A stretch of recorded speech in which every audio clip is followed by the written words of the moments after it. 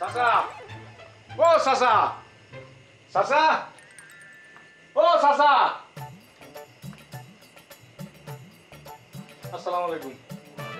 আজকাল তুমি আসছো বাবা? জি চাচা। আমি খুব খুশি হয়েছি। আপনি আমার ডাকছেন তো বুঝলাম না, আবার বললেন যে পাঞ্জাবি পরে আসবে।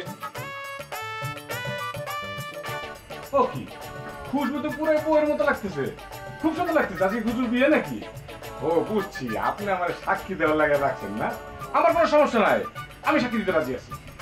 খুশবুর আজকে বিয়া, কিন্তু তোমারে সাক্ষী দেওয়া লাগবো না বাবা। কোন কি?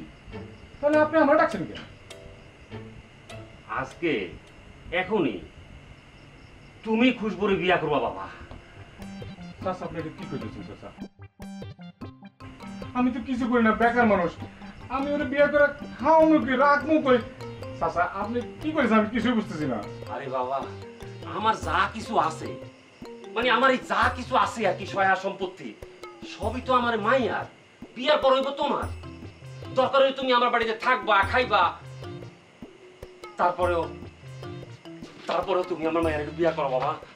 আমার মায়ের তুমি বিয়া করো। চাচা আপনি এসব কি করতেছেন আমি না বুঝতেছি না চাচা। চাচা আপনি আমার বাবার মতো বয়সী। চাচা আপনি আমার এমন ভাবে রিকোয়েস্ট করতেছেন, আমি তো আপনার কথা না রাখা পারতেছি না চাচা।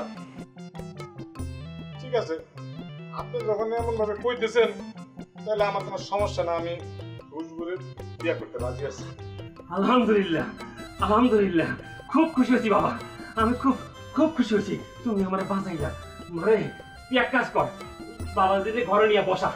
আমি এক কাজ করি, কাজী সাহেব ডাইকা লই আই, আর দেখি কয়জন মই মুরব্বী ডাইকা লই আই। তুমি এক কাজ করো বাবা, ঘরে যা বসো, আমি দেখি, আমি আইতেছি।